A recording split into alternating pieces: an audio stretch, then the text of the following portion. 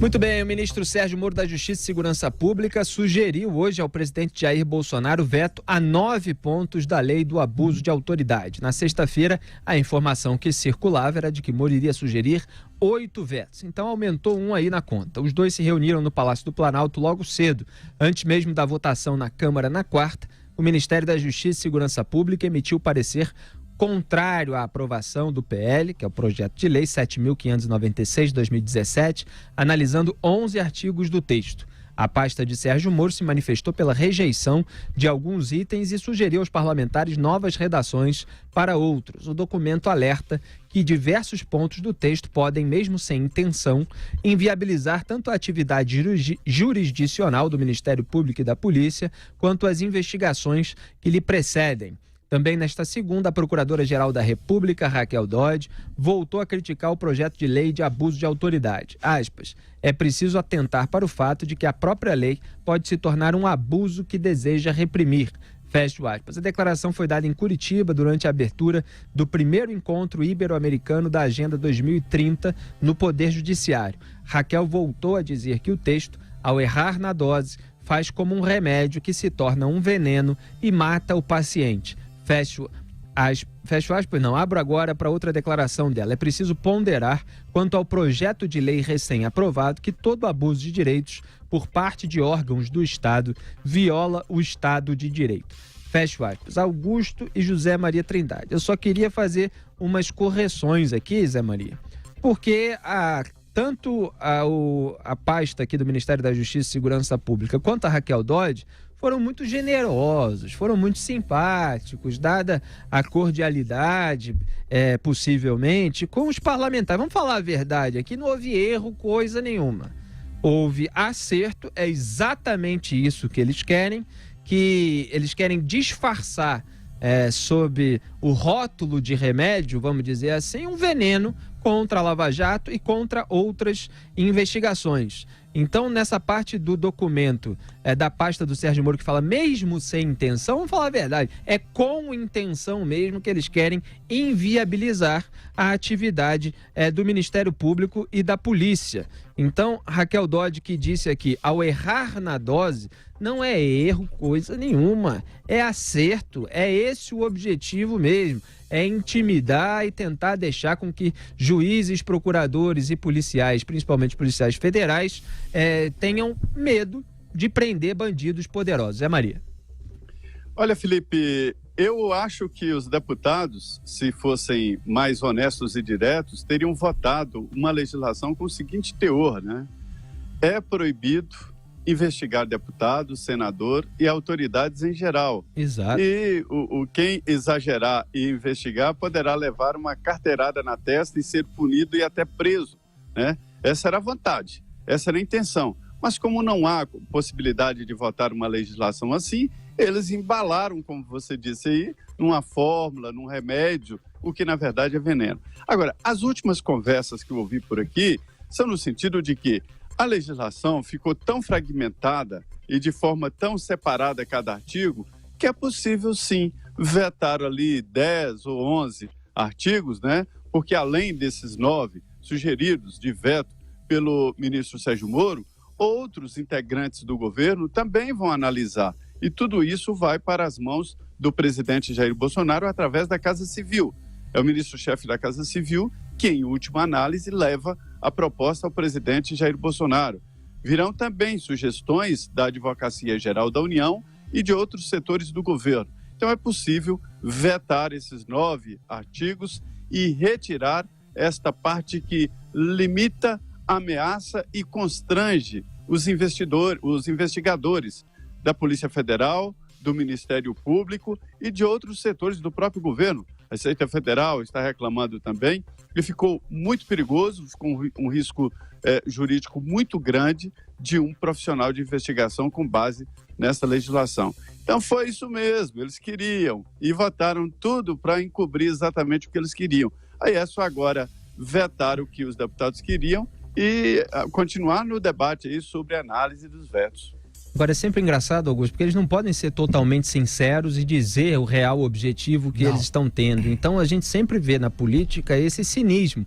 Quer dizer, você usar a linguagem do bem, fingir que você está fazendo alguma coisa boa, porque repudiar o abuso de autoridade real, nós repudiamos, mas eles colocam lá como abuso de autoridade uma série de coisas que são coisas que a população quer, como a prisão de bandidos poderosos, que eles sejam algemados, principalmente quando houver risco de fuga. Eles colocam lá se não houver, mas muitas vezes o policial, ele próprio tem que medir qual é a situação e eles inibem a atividade do policial. Então é sempre esse uso da linguagem do bem para fazer avançar o mal, mas a gente está aqui para apontar, denunciar, colocar os pingos nos is. Exatamente. Por isso que eu acho que é realmente esse o primeiro grande teste aí, é a prova de fogo do presidente Bolsonaro. Ele, muito antes que ele se tornasse um candidato viável à presidência da República, ele martelava ali ele mantinha desfraudadas as duas grandes bandeiras dele: combate à corrupção e o estabelecimento de uma política de segurança pública que acabasse com o medo que graça por todo o país aí pela bandidagem impune que age em todos as grandes cidades até agora e já se pode dizer que age em qualquer cidade de porte médio até nas pequenas. Então, são duas coisas. Para isso, ele escolheu o ministro perfeito. O Brasil vibrou com a escolha do Sérgio Moro e ele correspondeu à expectativa apresentando um pacote, uma lei anticrime, que o Congresso não faz outra coisa senão tentar desfigurá-la, e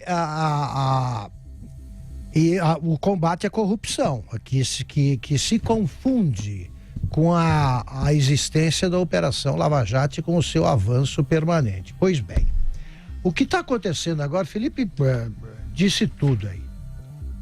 Vamos botar os pingos nos is mesmo. A gente não tem que ser gentil com ninguém, sobretudo com malandro. Esta lei, ela começou com uma proposição de um senador que foi atropelado pelo Renan Calheiros e pelo Roberto Requião. É deles esse ovo da serpente. Eles que chocaram esse ovo da serpente no Senado.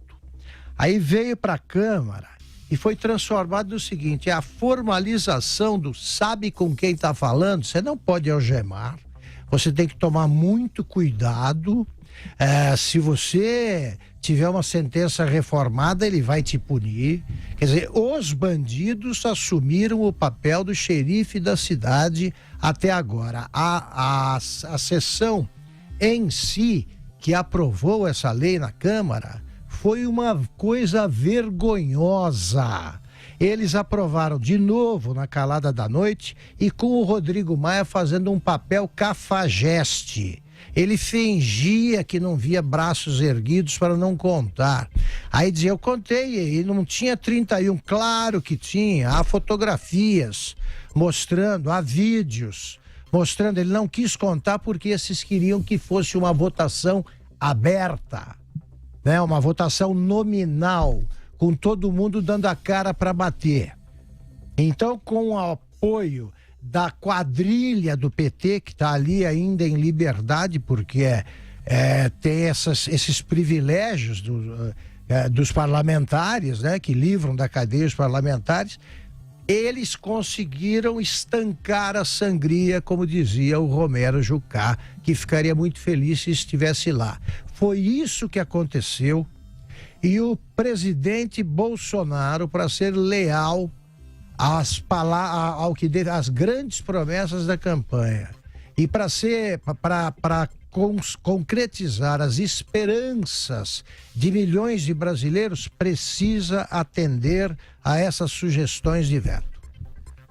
Agora, o Conselho Federal da OAB, Augusto e Zé Maria, a Ordem dos Advogados do Brasil, para não dizer outra coisa sobre esse B. Organização, né, de ajuda a bandidos. Pois é, emitiu nota hoje de apoio à sanção, claro, da lei de abuso de autoridade, especialmente por criminalizar atos que violem prerrogativas dos advogados. Diz a nota, abro aspas, a OAB Nacional afirma que a sanção da nova norma é fundamental e contará com a mobilização da advocacia por representar um avanço para as garantias do direito de defesa e o reconhecimento do advogado como elemento essencial à administração da justiça.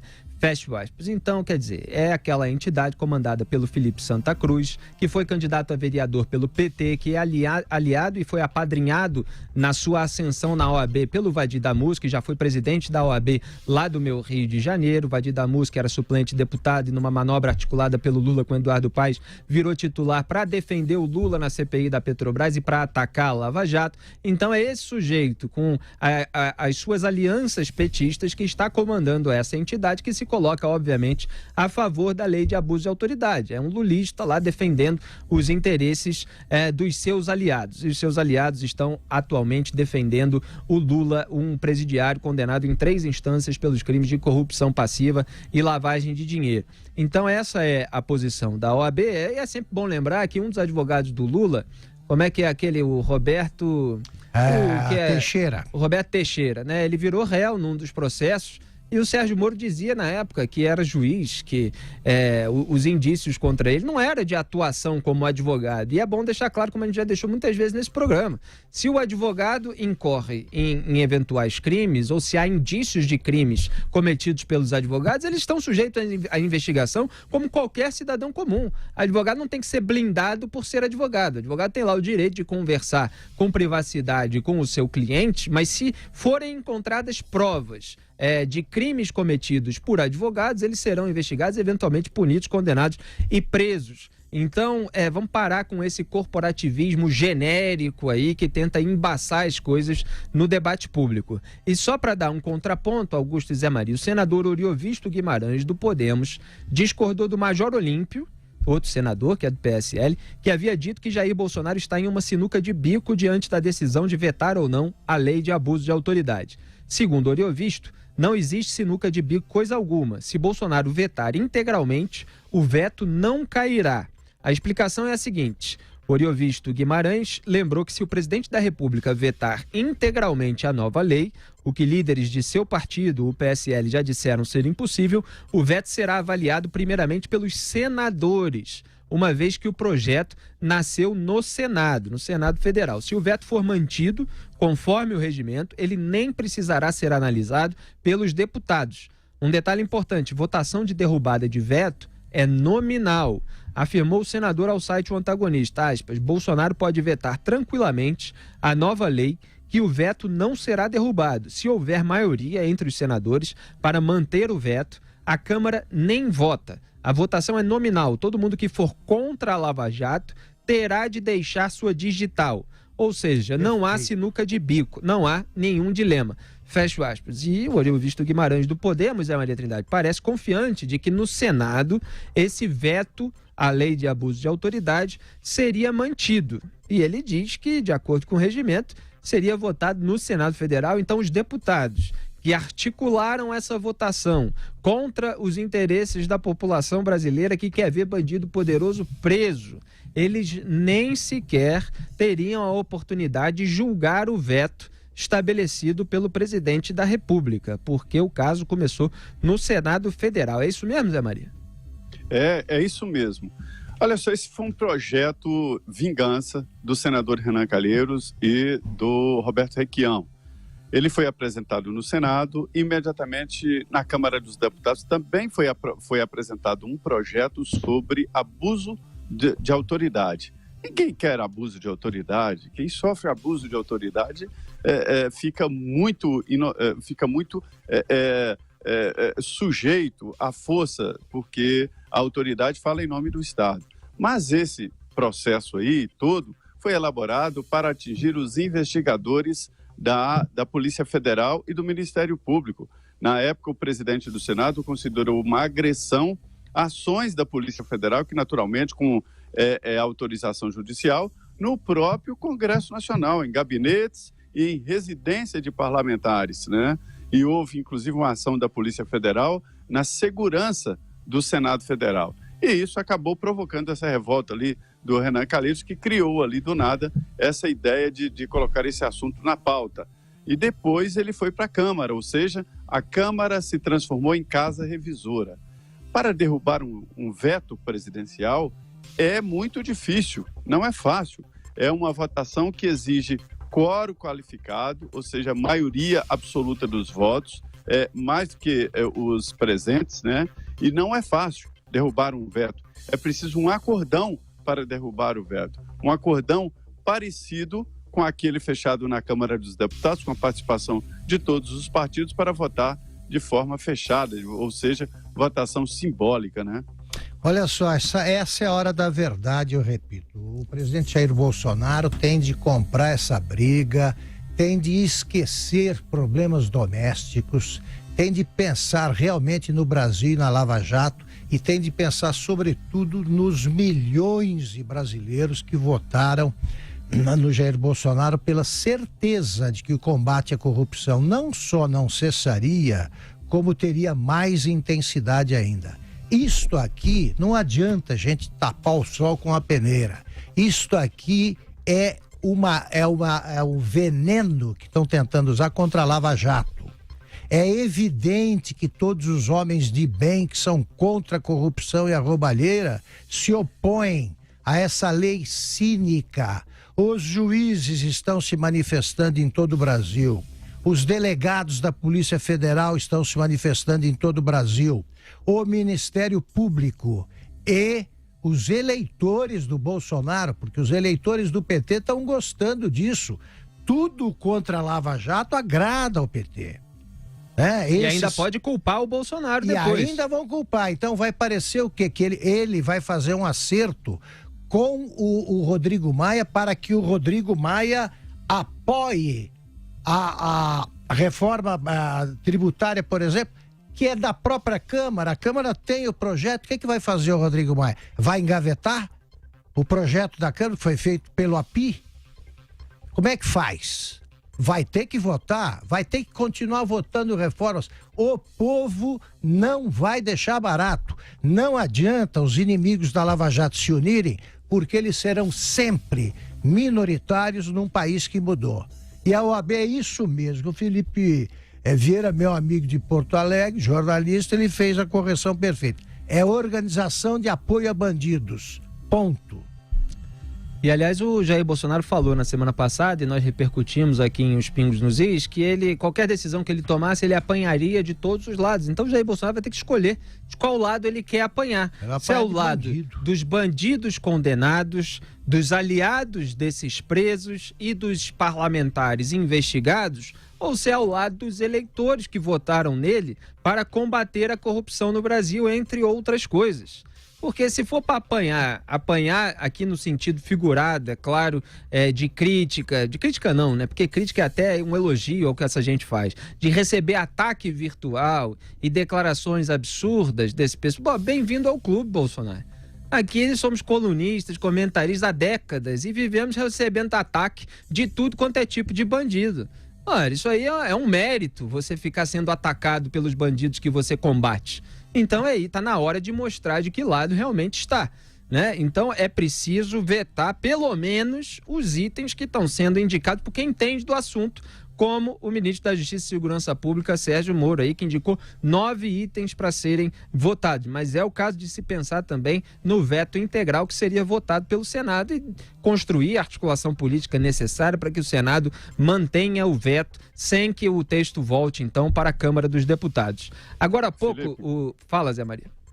É só para concluir o seguinte... o presidente, ao vetar, e o que deve acontecer, chama veto parcial, né, artigos. Ele terá que explicar porque vetou em cada ponto, né? O veto será votado, então, numa sessão ao mesmo tempo, Câmara e Senado, a sessão do Congresso, no mesmo plenário. Que voto aberto, né, Zé? Como? Voto aberto. Voto aberto, nominal.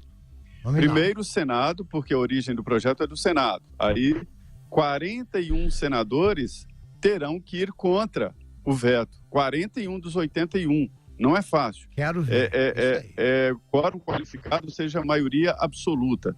Aí depois, se o veto cair no Senado, vai para a Câmara e são necessários 257 votos de deputados para derrubar o veto. Ou seja, não é fácil.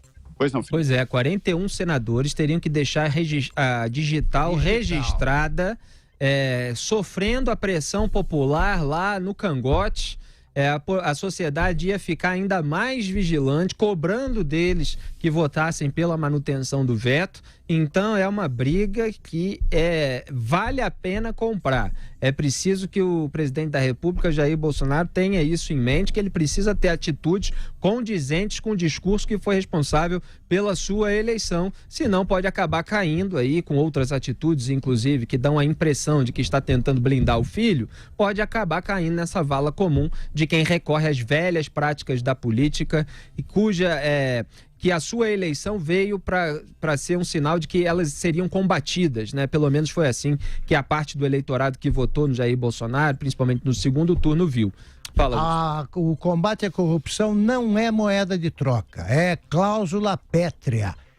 Tem que continuar a qualquer preço. E se o preço a pagar for a rejeição da reforma tributária, que seja pago. A Câmara vai pagar por isso. Exatamente, a Câmara vai pagar por isso. Ela paga, se quiser travar ainda, se o Senado quiser, se o Congresso Nacional quiser travar até a tramitação da reforma da Previdência, que já está no final, ele vai arcar com os custos políticos disso, vai sofrer uma alta pressão popular. Então tem coisas onde vale a pena não ceder até o fim. E agora há pouco o deputado Ricardo Barros, relator da Lei de Abuso de Autoridade, confirmou que o acordo feito com o líder do governo na Câmara, Major Vitor Hugo, incluiu o veto presidencial de apenas um trecho, o que trata do uso de algemas. Foi o que a gente noticiou aqui no mesmo dia, né? Aspas. Somente esse veto foi acordado, né? O sentido que ele estava falando. O Ministério da Justiça queria vetar outros trechos, mas contestei tudo, até que o presidente Jair Bolsonaro, tome a sua decisão de veto. Ele poderá acordar com os líderes e com o presidente da Câmara um novo entendimento, mas não acho que haverá esse avanço. Se ele quiser vetar sem acordo, vai enfrentar uma derrubada. Fecho aspas aqui para o deputado Ricardo Barros, relator da Lei de Abuso de Autoridade. Eu volto a comentar minha análise. Que enfrente a derrubada, é isso aí. Que vete outros pontos sem acordo, porque é um completo absurdo o que foi feito na Câmara dos Deputados para blindar descaradamente a classe política contra investigações e punições, é claro, como condenações à prisão.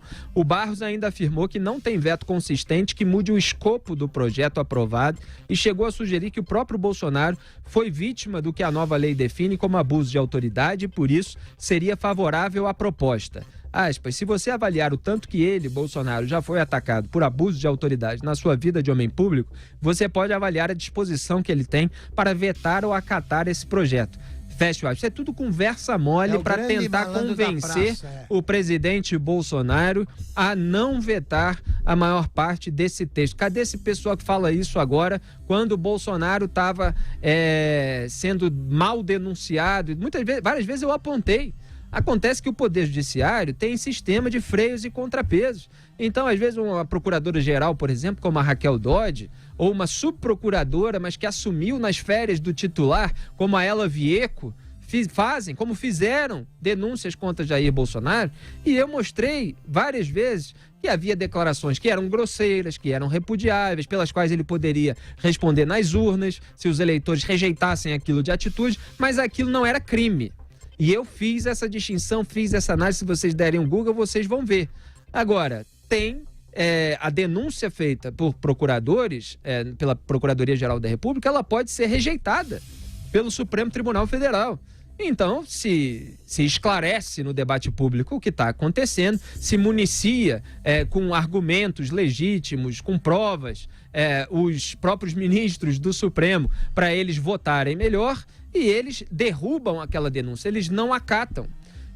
Agora, você, a partir do momento que você sofreu uma denúncia injusta, você vai, a partir daí, legitimar todo esse discurso contra abuso de autoridade, que serve para intimidar procuradores, juízes e policiais contra políticos poderosos, aí você vai perder completamente a razão, Augusto. Olha só, a lei é do Renan Calheiros, bastaria isso para a gente ver que é o ovo da serpente mesmo. Já tem lá as digitais, o X do Renan Calheiros. Como é que pode ser uma coisa a favor da democracia e do combate à corrupção? Tá na cara que está havendo uma união, né, entre culpados para fazer o que fizeram na Itália com a Operação Mãos Limpas, paralisar no parlamento. É isso que estão tentando. E vem com essa conversa fiada para cima do presidente Jair Bolsonaro. Esse Ricardo Barros é da velhíssima política, independentemente da idade que tenha. E vem com essa, não, o presidente Bolsonaro foi vítima disso e daquilo. Não existe essa conversa. O Major Olímpio precisa parar de ser ingênuo. Não, só pode vetar o das algemas. Eles põem lá uma coisa qualquer para ser vetada. Isso, pra e fazer aí tá média. tudo bem, não tem nada disso não. Os honestos não aceitam isso e não estão preocupados com abuso de autoridade pela boa e simples razão de que a gente não tem rabo preso nem somos caso de polícia. Zé Maria Trindade, seu complemento. Felipe, não houve acordo por parte do governo. Esse acordo foi dos partidos políticos para votar a urgência e depois votar em voto simbólico. O governo não participou. Talvez essa história das algemas é que tenha entrado na conversa, mas o ministro Sérgio Moro mandou oficialmente ao Congresso Nacional uma nota técnica explicando lá, ponto a ponto, os erros do projeto, segundo eles, para ser gentil, né? Na verdade era má intenção, e principalmente a possibilidade de inviabilizar o trabalho do Ministério Público Federal e dos Ministérios Públicos, inclusive estaduais também, né? E também dos juízes, né? Ministério Público, polícia e juízes. Diz a nota técnica, esse ponto que nós falamos aí que o AB defende, que são as prerrogativas dos advogados, né? Isso aí pode inviabilizar, pode colocar na cadeia juiz, gente, que tenha dado uma sentença.